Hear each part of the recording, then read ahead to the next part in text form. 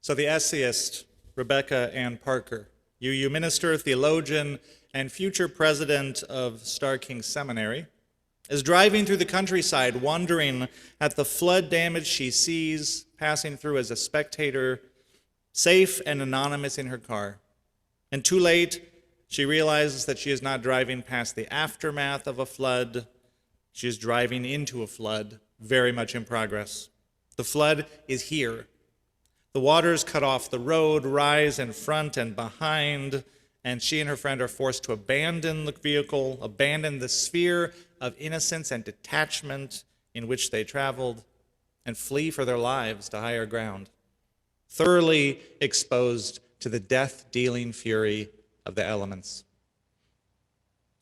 I've always found this story, which you can find in the essay collection Soul Work and also through the UUA's Tapestry of Faiths collection online.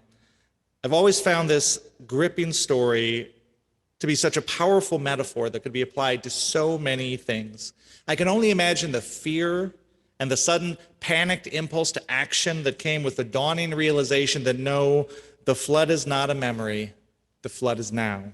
The flood is here. And this has been the realization for all of us these past few years with the looming climate catastrophe. It is not looming anymore. It's here.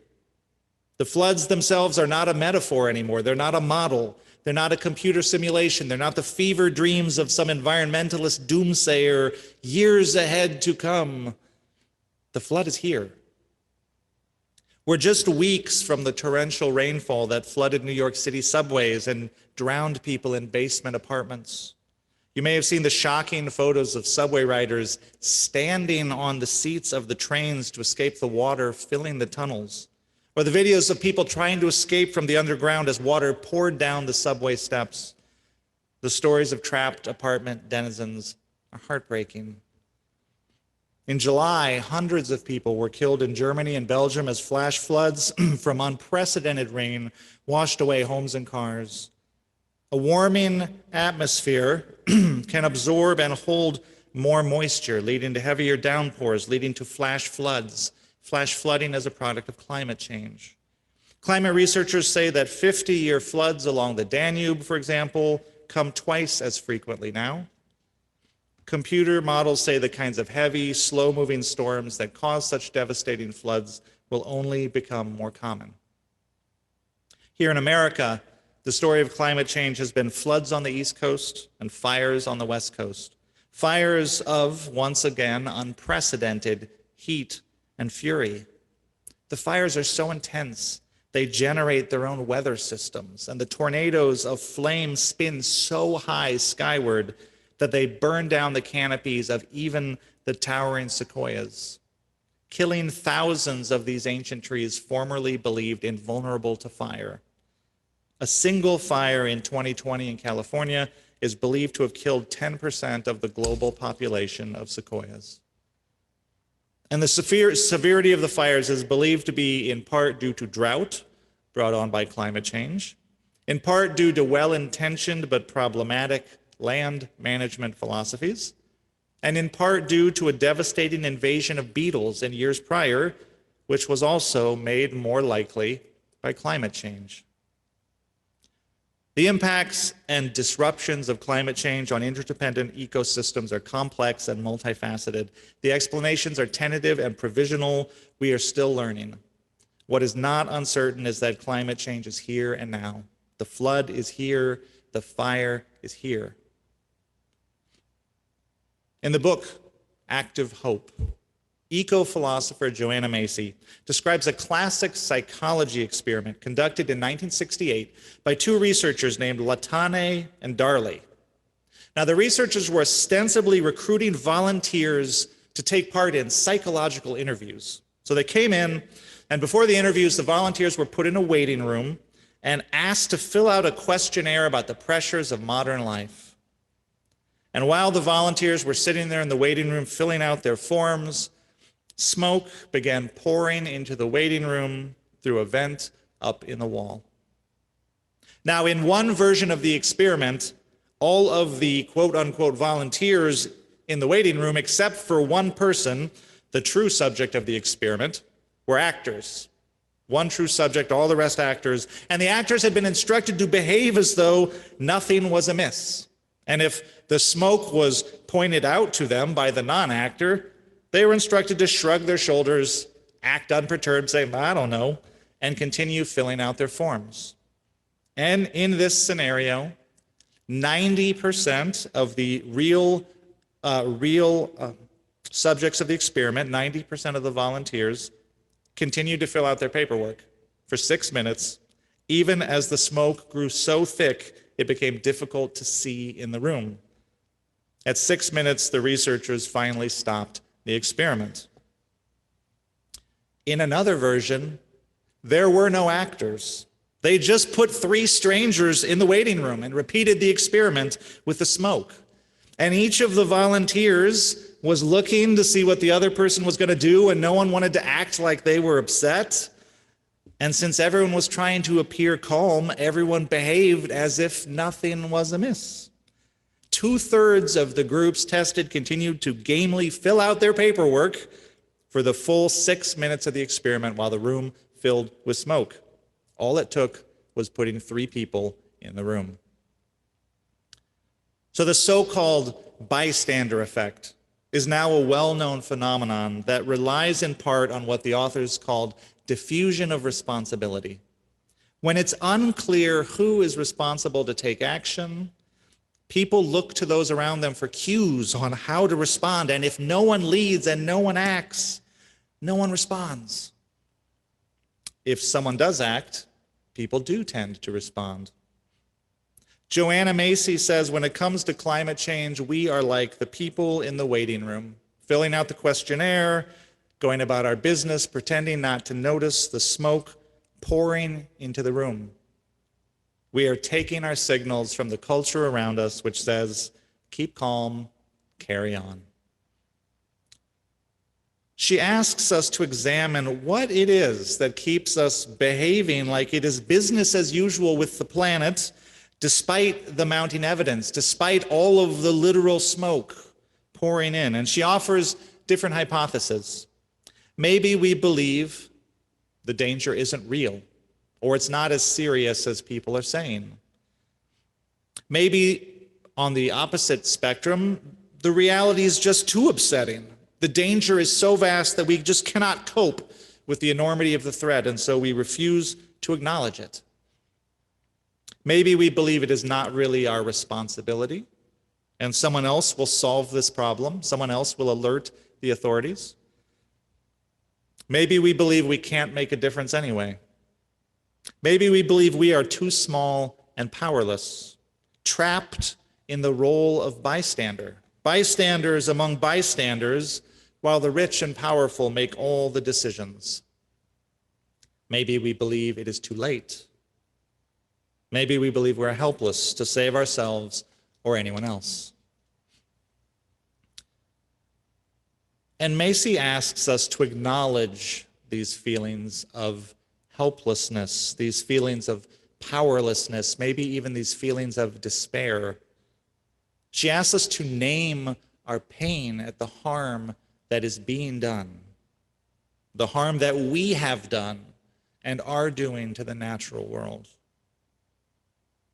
And then from that acknowledgement, from that pain, we can move to what she calls active hope, a commitment to do what we can, where we can, to take action at creating the world we want with no assurance that it's possible. We take action to create the world we want without the assurance that we'll get there. But then, when has the world ever given us assurances? I think of my grandparents on both sides of my family who served in World War II, who signed up for World War II. They didn't know Hitler was going to lose. I know it now. They didn't know that. They signed up anyway, not because they knew what would happen if they did act, but because they knew what would happen if they did not act. And I'm sure all of us can find stories of this kind of act of hope in the stories of our ancestors. just as we have stories of active hope in our own lives. Now, the flip side of the bystander effect is that when even a handful of people do take action, oftentimes the bystanders around them stop being bystanders. They engage. I've told you before about the story of an entire family that was drowning 100 yards off the shore of a Florida beach. They were caught in a riptide, and the authorities, with help, the police rescue was going to be, an hour off. Too late, much, much too late.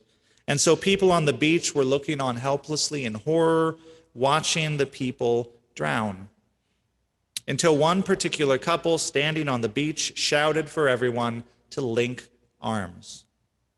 And the bystanders who had previously believed themselves to be helpless began acting together to form a human chain that stretched all the way out to the family in need of rescue, and they passed them person to person down the length of the human chain, and every single one of them was saved. They only thought they were powerless. They needed a voice to mobilize them. In an essay in the book, All We Can Save, Truth, Courage, and Solutions for the Climate Crisis, Kate Knuth talks about becoming a climate citizen. Citizenship, she says, is a sacred trust between the individual and the collective. Even as we enjoy the benefits of community, she says, we have the right and responsibility to hold the collective accountable and to participate in it. Citizenship is part of a dynamic process of consent and dissent. It is having agency in determining a shared future. So citizens are not bystanders. They take responsibility for their communities. And this is a scale at which we are familiar with taking action, right? We volunteer at our schools. We raise funds for the band. We show up at neighborhood meetings and we petition to get a new stop sign put in. We mow a neighbor's lawn when they're out of town. We canvass our blocks to get out the vote. We vote ourselves. Maybe we even run for a local office. The theory of democratic citizenship is that we all have a voice and we can all make a difference. Climate citizens, Knuth says, take responsibility for the ecosystem. They view themselves as citizens of the ecosystem. It is part of the community to which they feel a sacred trust. And the actions they take as citizens are therefore shaped by this commitment. And she gives numerous examples of climate citizenship in action. She says these folks show up at community meetings even when they are run poorly. They actively inquire how a building proposal will deal with the increase in stormwaters expected in a warming world. They send letters to the editor and they visit their elected officials to advocate on ambitious climate policy. They knock on doors for candidates with strong climate plans. Some climate citizens, she says, master the tedious public processes of land use development. They become experts on the intricacies of fossil fuel infrastructure. Others organize church congregations to go solar and then invite elected officials to see the rooftop arrays, or I might add the ground array in the case of UUI. Because you can engage in all these forms of climate citizenship here at UUI through our green team or through organizations like Hoosier Interfaith Power and Light. And at the same time, Knuth acknowledges that democratic citizenship in the 21st century is itself under attack by a variety of forces, including widening inequality, entrenched corporate interests, voter suppression, and even a resurgent white nationalism. And all of these forces disempower citizens and indeed entire communities at a time when we need people with vision to be empowered. And we know that marginalized communities, poor communities, communities of color, these are the ones most impacted by climate change. And these are the ones most likely to be overlooked and ignored in the solutions. The Reverend Dr. Martin Luther King Jr. used to talk about the triumvirate of militarism, racism, and poverty as interlocking, mutually reinforcing systems. Today, we might talk about the triumvirate of climate catastrophe, racism, and disappearing democracy as the interlocking, mutually reinforcing systems that most threaten us with collective harm. Joanna Macy, drawing on the work and language of others, says the period we are in could be called the Great Unraveling. The Great Unraveling. She says we need to enter an era that will someday be known as the Great Turning, an era in which we forge a collective response to the climate crisis that seeks to shape a new story for our future. And to get there, she says, we will need holding actions to stop or mitigate the harm that is already happening.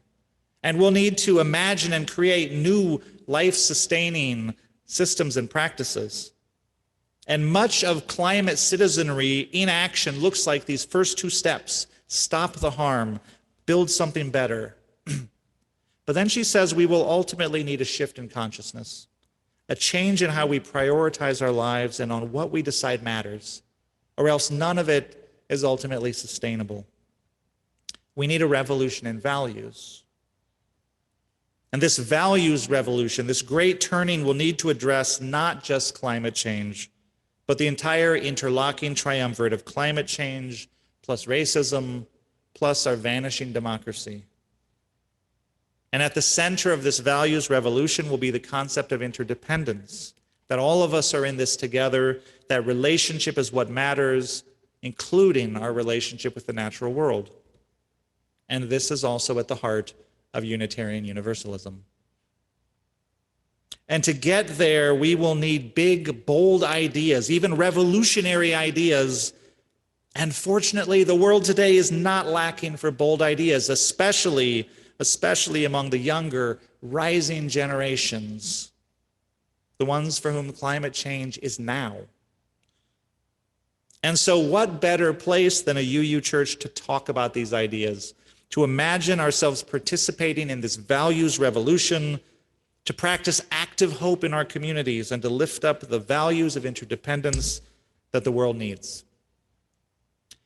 And so this year at UUI, in our sermons and in our programming, you're going to see a focus on practices that promote active hope so that none of us need be bystanders while the floodwaters are rising around us. And you're going to see an examination of audacious ideas, especially those ideas that take on that triumvirate of climate change, racism, and diminishing democracy, so that all of us can examine and critique and contribute to this values revolution. And we're calling these audacious ideas for a reason. They might challenge us, provoke us, confound us, stretch us. What if we crafted an economy where growth was not a priority or even an expectation? What if getting ahead was not part of the American dream? What if prisons didn't exist? What does it mean to defund the police? What can indigenous science teach us about ecosystems that modern science has overlooked? What if one person, one vote is not always the best way to create equitable outcomes? What if our Earth is alive in ways we have not even yet begun to imagine? We may not agree with these ideas, but engaging with them, we may begin to move out of certain boxes that we have lived in and open up new possibilities. We may sharpen our own voice and find our own contribution. We may become part of the values revolution the world needs. The flood is here. The fires are here. The smoke signals are all around us. This is a time for us to be not bystanders, but engaged citizens, climate citizens. This is a time not for despair, but for active hope. This is a time to dream bold dreams for the future with no expectation of success, and then to dare and make them so. And it is a lot. It is a lot. And we are not alone. This faith tradition we call Unitarian Universalism, friends, has put you all in good company. It has put you all in the best company. Together, let us become a part of this great turning. Let us dream of a sustainable world that nourishes all of the earth's kin. Let us open our hearts to new possibilities and our minds to new ideas, and let us take this journey together. and with no expectation of success, with our hearts full of active hope, let us do the good work we are called to do. Blessed be, and amen.